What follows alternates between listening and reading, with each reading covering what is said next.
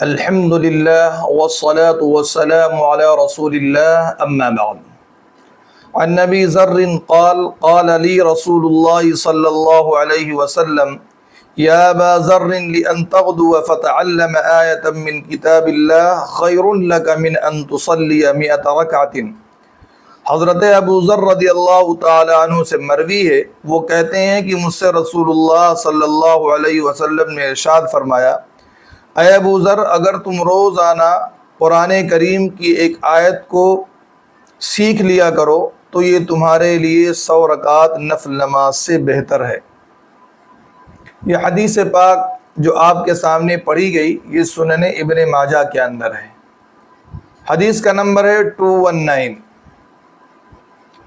اس کی تشریح و توضیح کچھ اس طرح ہے کہ قرآن پاک تمام آسمانی کتابوں میں سب سے افضل اور مقدس کتاب ہے، جس کو اللہ رب العزت والجلال نے قیامت تک آنے والی پوری انسانیت کے لیے رشد و ہدایت کا ذریعہ بنا کر اتارا ہے۔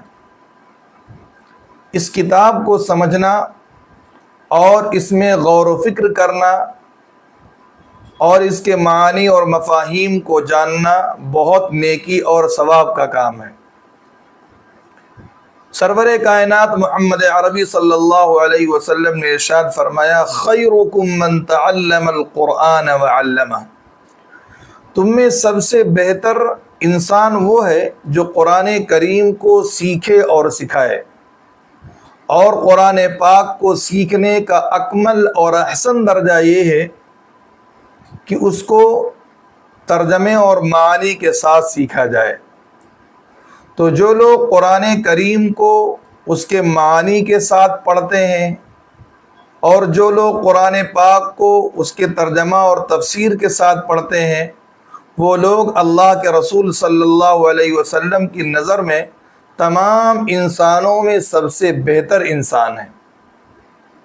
حضرت ابو ذر رضی اللہ تعالی عنہ کے حوالے سے جناب نبی کریم صلی اللہ علیہ وسلم نے اپنی پوری امت کو نصیحت کرتے ہوئے فرمایا کہ قرآن کریم کی صرف ایک آیت کو سمجھ لینا اور قرآن کریم کی صرف ایک آیت کو تفسیر و تشریح کے ساتھ جان لینا، یہ 100 رکعت نفل نماز پڑھنے سے بہتر اور افضل ہے۔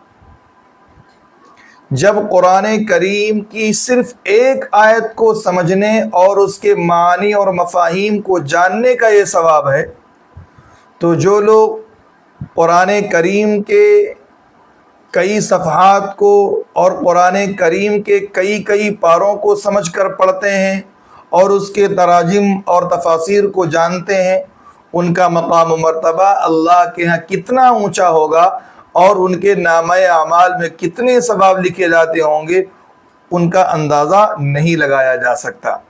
قرآن پاک کو صرف سمجھنا کافی نہیں ہے، بلکہ سمجھنے کے ساتھ ساتھ اس پر عمل بھی کرنا ہے۔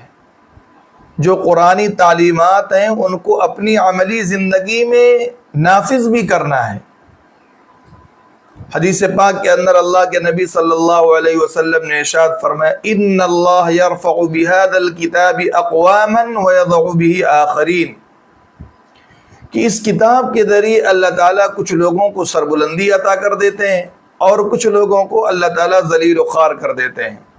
جو لوگ اس کتاب کو پڑھتے ہیں، اس کو سمجھتے ہیں اور اس کی تعلیمات کے مطابق اپنی زندگی کو ڈھالتے ہیں، ان کو اللہ تعالیٰ عزت و سربلندی عطا کرتے ہیں، ان کو اللہ تعالیٰ کامیابی عطا کرتے ہیں۔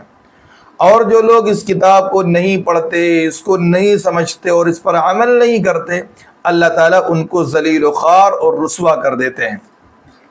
حضرات صحابہ کرام رضوان اللہ تعالی علیہم اجمعین قرآن کریم کو سیکھتے اور اس پر عمل کرتے تھے، اس لیے اللہ تعالیٰ نے ان کو عزت و سربلندی عطا فرمائی تھی۔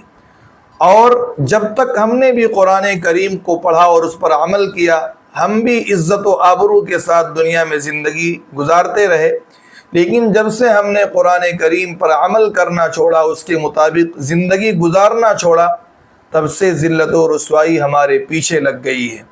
اللہ رب العزت والجلال سے دعا ہے کہ باری تعالی ہم سب کو قرآن کریم سمجھنے کی توفیق عطا فرمائے اور قرآن کریم کے احکامات پر، اس کی تعلیمات پر چلنے کی توفیق بخشے۔ وآخر دعوانا ان الحمد للہ رب العالمین۔ Like, comment, and subscribe.